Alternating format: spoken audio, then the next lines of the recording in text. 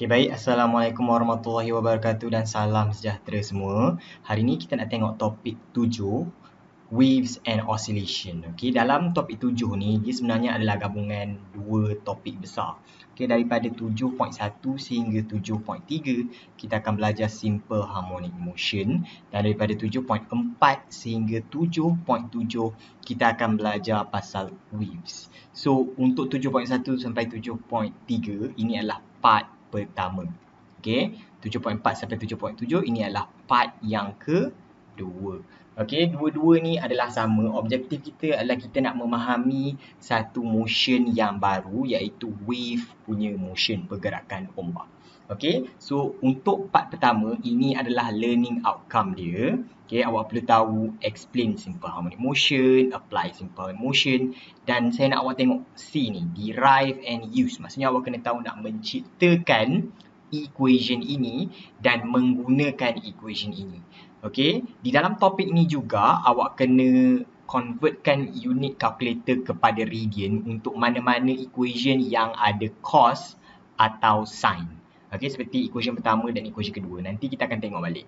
Okey, dan ini kita nak tengok antara simple harmonic motion punya energy dengan amplitude dan applykan equation for velocity, acceleration dan energy dalam simple harmonic motion. Dalam 7.2 awak kena tahu pasal graph. Okey, graph of displacement, velocity and acceleration. Sebab ini adalah motion yang baru, motion ombak. So setiap kali kita belajar motion yang baru, kita kena tahu dia punya velocity, acceleration dengan displacement. Dan juga sebabkan kita belajar energy, kita akan tengok energy sekali lah. Okay, so tolong tengok balik graph of sin and graph of cos. Graph of sin macam ini, graph of cos macam ini. So kena tengok balik lah. Dan kita punya 7.3 akhir sekali, kita kena tengok how to use kita punya period of simple harmonic motion. Dalam 7.3 ni kita nak cari period T untuk simple pendulum dan juga mass spring system. Dua equation ini. Okay. Yang bawah ni tak berapa penting sangat kerana ini adalah untuk kita punya eksperimen 5. Okay. So tak ada dalam kita punya tutorial lah. Okay. Now topik 7 ni sangat penting kerana total markah dia di sini adalah 23 markah. Okay, 23 markah adalah dalam topik 7 sahaja.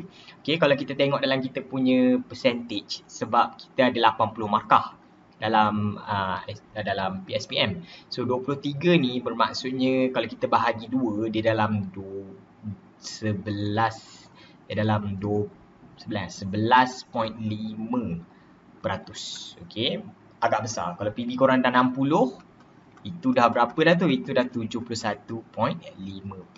Okay, kalau korang fully score topik ni lah.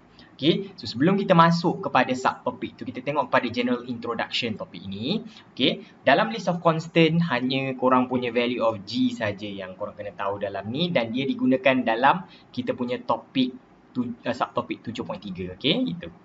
Yang lain-lain di sini, di dalam kita punya list of formula ni, kita ada daripada equation nombor 33 sehingga equation nombor 41. Okay, so ada certain equation yang tidak diberikan di dalam ini. Contohnya equation yang mana ada cos atau sin tu tak diberikan. So kena berhati-hati. Contoh macam dia punya velocity and acceleration tidak diberi. Okay, kejap. Saya rasa equation velocity ni diberi.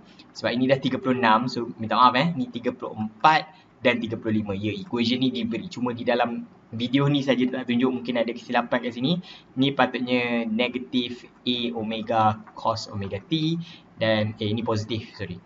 Dan sini adalah negatif A omega square sin omega T. Okay, equation ini diberikan. Minta maaf sangat. Ni ada silap sikit. Okay.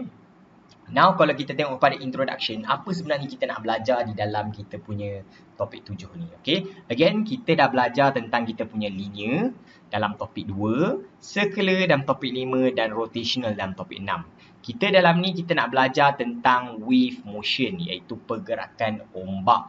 Dan untuk you belajar motion ombak, you kena tahu about oscillation of an object. Apakah itu oscillation? Oscillation tu adalah pergerakan yang back and forth about a fixed position called an equilibrium position. Contoh, you ada pendulum.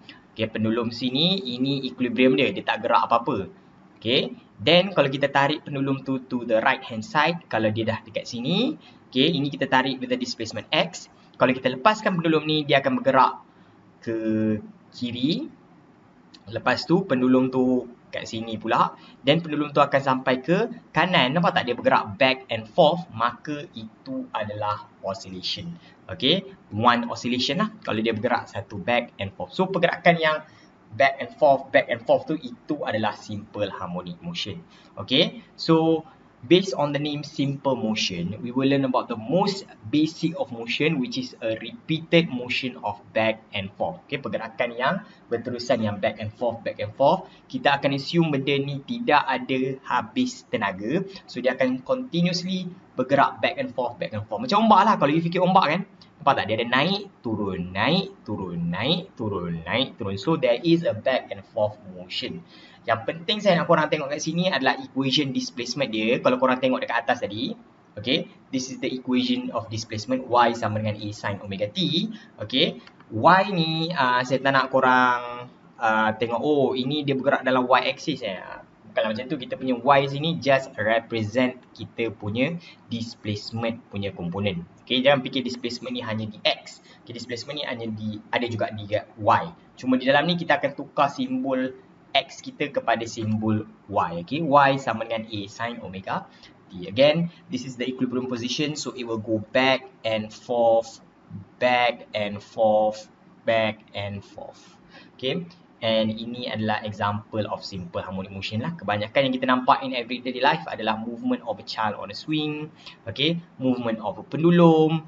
Kalau kereta dia ada bergerak piston dia dalam enjin dia. Okay, back and forth. Dan benda yang sekecil seperti vibration of atoms dalam solid. Okay, pergerakan atas bawah.